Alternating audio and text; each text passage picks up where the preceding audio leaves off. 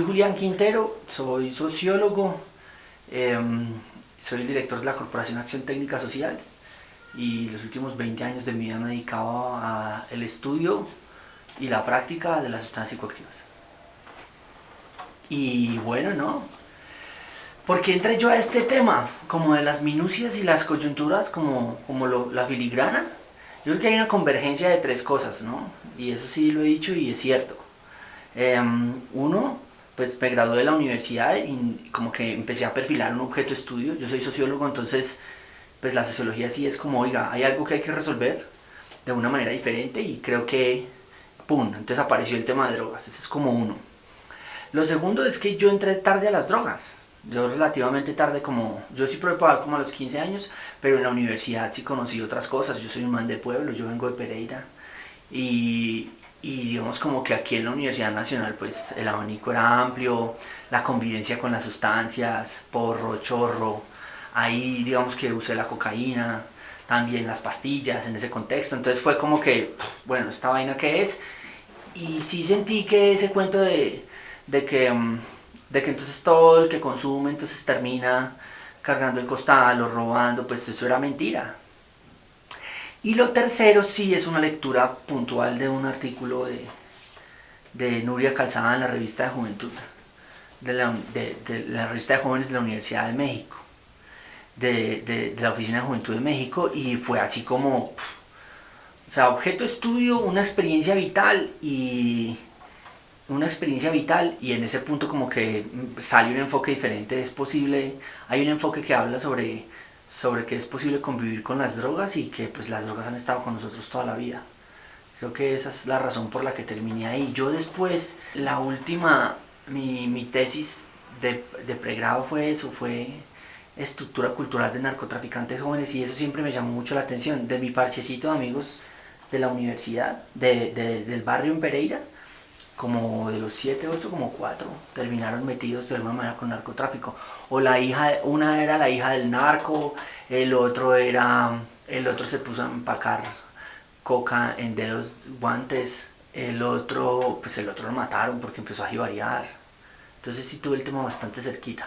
Pues vea, realmente el momento en el que ya entré como a este tema fue bastante fácil, digamos que entre comillas, ¿no? Haber empezado fue relativamente, se ha puesto más difícil los últimos años, pero al principio fue bastante fácil porque era que lo que había era tan mediocre, tan malo, tan básico, ¿sí? Lo que había era prevención, un dinosaurio que decía di no, un leoncito diciéndole no a las drogas, y entonces no había nada atractivo ni creativo, ¿no?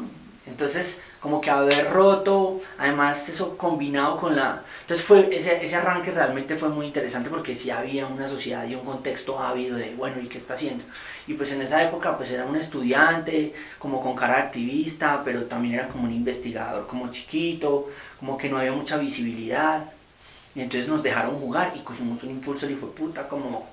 Y cuando menos se dieron cuenta ya había jeringas, análisis de drogas, ya la gente hablaba de derechos, reducción de daños, tal. Entonces en los últimos 5 años la derecha y los godos y los conservadores dijeron, hey, estos manes que se nos montaron con el cuento de cuidemos a los niños, se preocuparon porque de alguna manera les empezamos a quitar los contratos porque el Estado y la cooperación empezó a decir aquí hay otra mirada, y en los últimos 4 o 5 años han apretado horrible, o sea, han cerrado filas, han intentado quitar de los avances. Y por ejemplo uno se da cuenta que avanzó en términos de política de drogas no cuando los progresistas están montados, o sea, uno, digamos como que cuando Petro llegó y cogió todo esto, toda la política, porque Petro también cae así como en un momento interesante, y es que antes de Petro se escribió la política distrital de drogas y Petro llegó con una mirada progresista y la implementó, no va uno a decir entonces que... Y entonces uno no puede medir los avances en política de drogas cuando los progresistas están montados, o como por ejemplo un man como Santos que fue bastante progresista. Uno lo mide es cuando llega a la derecha a borrar todo para atrás, y así hizo Peñalosa y así ha hecho Duque. Y lo que quedó de pie es lo que uno dice que ha habido avances. Entonces, ¿qué ha quedado de pie? Peñalosa llegó y cerró la extensión horaria, acabó con las zonas de rumba, acabó con los programas de jeringas, acabó con la reducción de años. Le tocó que a los 2 años volver a abrir. La gente lo empezó a pedir, le puso otro nombre, le puso más pendejas, pero volvió y le tocó volver a abrir. Esas son cosas que quedan de pie. Duque llegó y dijo, no, el enfoque es prohibicionista, el enfoque es retardatario, y montó pues la escuela más vieja y retrógrada. Cuando usted va a ver la política de drogas ahorita, ahí está la reducción del riesgo y el daño, ahí está la participación de los consumidores, ahí están los determinantes sociales. Entonces creo que ese ha sido como el recorrido, y, y yo creo que si me porto bien y si no me salen cosas malas, podría estar durando unos cuantos años más donde se va a empezar a ver los resultados globales de este trabajo. Yo creo que estos 20 años fueron de alistamiento. Ahora es que se viene lo bueno. Tenemos como nunca, de alguna manera estamos colaborando, asesorando o ayudando 5 proyectos de ley en este momento, y todos tienen que ver sobre reforma de política de drogas. El de cocaína y coca, uno de marihuana con los liberales, otro de marihuana con Bolívar. Entra pronto un proyecto de regulación de dispositivos de nicotina. Estamos armando uno de reducción de riesgo y daño. O sea, ya llegamos al punto en que todos estos avances se escalaron a lo legislativo y a lo político. Ahora, ¿sabe qué le falta a esta historia? ¿Qué es lo que va a pasar ahorita? Y es que un político de primera línea, o sea, un presidente, recoja todo esto y lo aplique. Creo que eso va a estar muy en el centro de la campaña del 2022, va a ser determinante el debate de drogas ahí, y si no corona ahorita, para el próximo. Y esto es un tema político, o sea, por las evidencias no toman decisiones, ¿sí? O sea, por más evidencia que haya, ya lo demostramos, por más evidencia que haya del fracaso de la política de drogas, tenemos joyas lumbreras tan inteligentes como Duque, que no reconoce la evidencia, ¿sí? O sea, la evidencia no toma la decisión, las decisiones toman los políticos. Necesitamos políticos que reconozcan que la política contra las drogas fracasó y que se monten en una historia diferente, y eso va a pasar en los próximos 8 años. En Colombia, en el mundo, todo, claro. Y ese es el camino, y vamos para allá.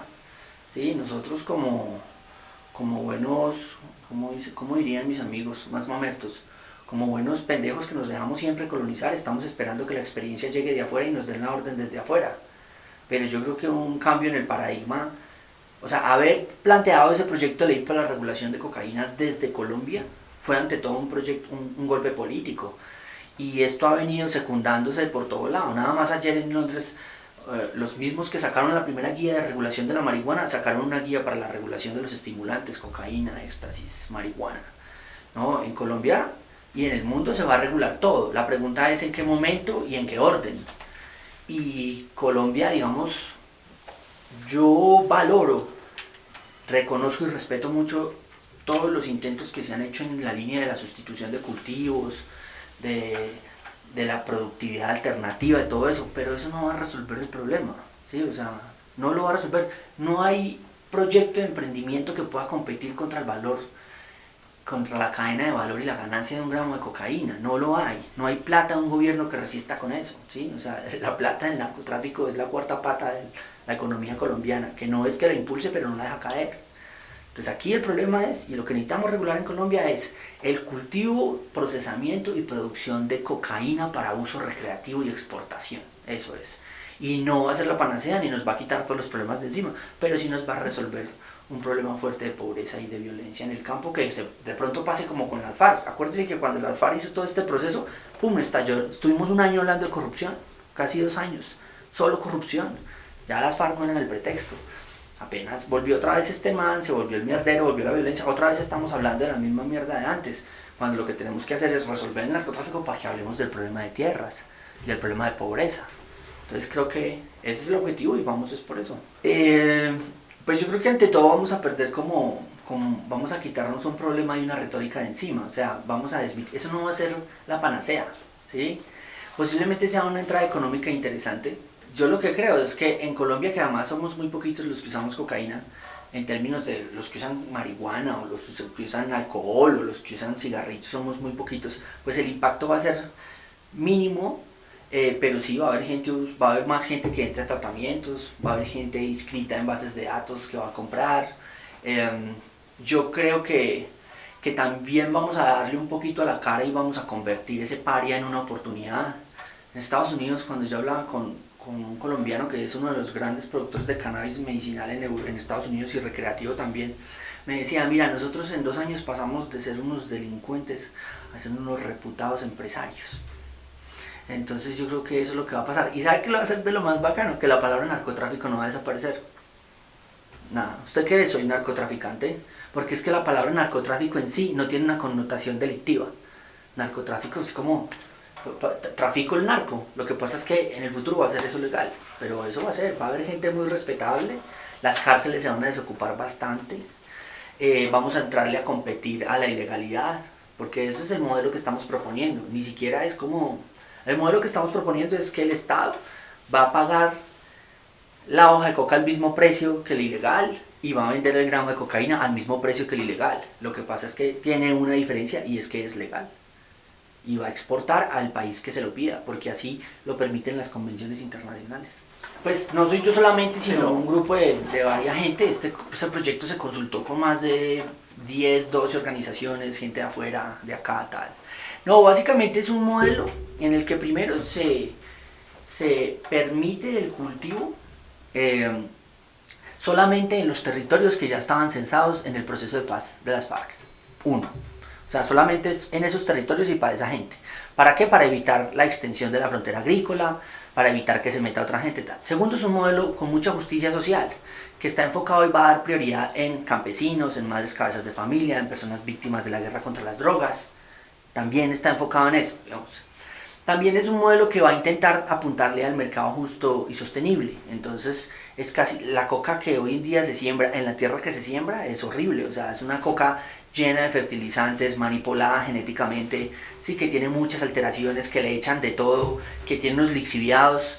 Y así como los europeos y los gringos les gusta comprar orgánico, que además de ahí viene también este tema de justo y sostenible, es que se sabe que hay interés de los consumidores europeos por poder comprar coca sin sangre y coca que venga de mercados sostenibles y juntos. Eso en términos de la producción, campesinos, indígenas, mujeres, víctimas contra las drogas en esos territorios, ojalá cooperativizados, sembrando buena hierba de manera sustentable con el medio ambiente. Después de ahí viene, a través de un tercero de manera directa, el gobierno comprará la hoja para convertirla en clorhidrato de cocaína. Y ese clorhidrato de cocaína se produce en función de la demanda. Entonces, ya sea que un país extranjero a Colombia le solicite tantos kilos de cocaína de tanta pureza para que ellos se lo distribuyan a sus usuarios, sea vendido o regalado como una estrategia de salud pública, que es por ejemplo el modelo que está usando Suiza, lo hace Holanda y lo ha hecho Canadá, es que compran heroína a un mercado legal para darle a sus consumidores para evitar, digamos, sobredosis, pero también evitar el delito, evitar un montón de cosas. Asimismo los estados podrán hacerlo.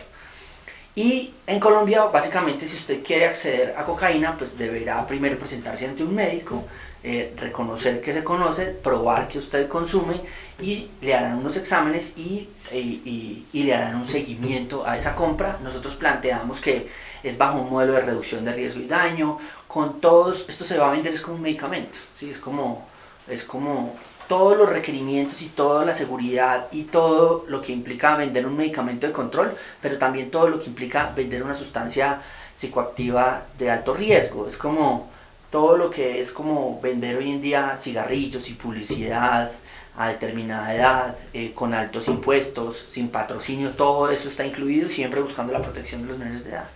Y ya usted se inscribe y creo que tasamos 1 gramo por semana y entonces usted deberá estar inscrito en una base de datos y usted va por su gramo a la semana y le hacen un seguimiento. Y el gramo va a valer lo mismo que el mercado de la calle. Esto tiene que moverse y tiene que tasarse de tal manera porque si lo ponemos más barato, de pronto estamos antojando el consumo. Si lo ponemos más caro, la gente va a seguir comprando el de la calle. En cambio, si lo ponemos al estándar, básicamente el valor agregado es que es legal.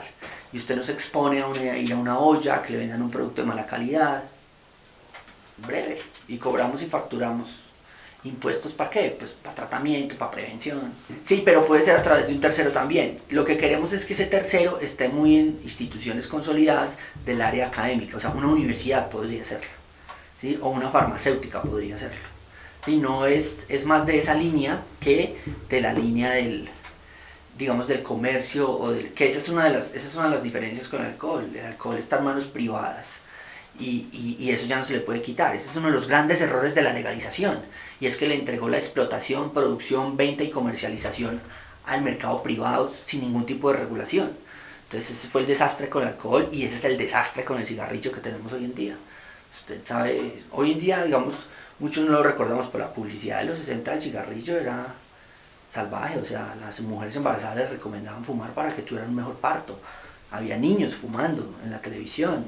El hombre Marlboro, Ferrari era Marlboro, las chicas Águila hace 2 años, la Copa Mustang hace 5 años. O sea, ese es el desastre de la legalización, por eso esto es regulación. Pues Colombia ya compite muy fuerte con la cafeína y eso digamos que es como esos paradigmas de lo que la cultura nos ha dicho. La cafeína es la sustancia con la que más adulteran el éxtasis y es la segunda del éxtasis y la tercera de la cocaína. Ahí está. Pues es legal. Esa es como la dicotomía y el momento histórico de la cultura que dice que un estimulante es legal y el otro no. Pero Colombia sí compite muy fuerte hace mucho rato. Con el ron compite muy fuerte también. Y en las ilegales, ¿a cuál creería yo que pueda tener un futuro? Con la marihuana puedes llegar a tener un futuro si con la marihuana legal puedes llegar a tener un futuro interesante. ¿Qué es lo que tiene la marihuana? Y es que la marihuana hoy en día en el mundo está muy cotizada por su denominación de origen, ¿sí? Si Colombia pudiera capitalizar aquellas 3 4 marcas famosas como la Santa Marta Golden, la Mango Beach, la Puto Rojo, por encima de ese cripa embaladora que se fuman ahora, podría tener un espacio, si ya lo tiene, legalmente podría tener un mejor espacio en el mercado. Yo creo que voy a pensar como los pesimistas que son los que sobre todo son los amigos y los colegas del gremio, es que ellos sí creen que nosotros vamos a seguir acá poniendo los muertos y rasgándonos las vestiduras y haciéndole el juego al prohibicionismo mientras los gringos terminan de legalizar la marihuana para entrar a legalizar el perico. Y cuando ya lo tengan legalizado, ahí sí nos van a tirar las migajas. Yo creo que es necesario que como sociedad eh, impulsemos políticos de cualquier bando, porque los de la derecha ya se están torciendo también, ya les da pena defender ese adefesio a varios. Eh, que tenga la capacidad de coger y voltear y capitalizar esa fama que tenemos, capitalizarla en función de la gente de nuestro país, en un poco apagar o contrarrestar ese daño tan grande que se han hecho estos 40 años en Colombia.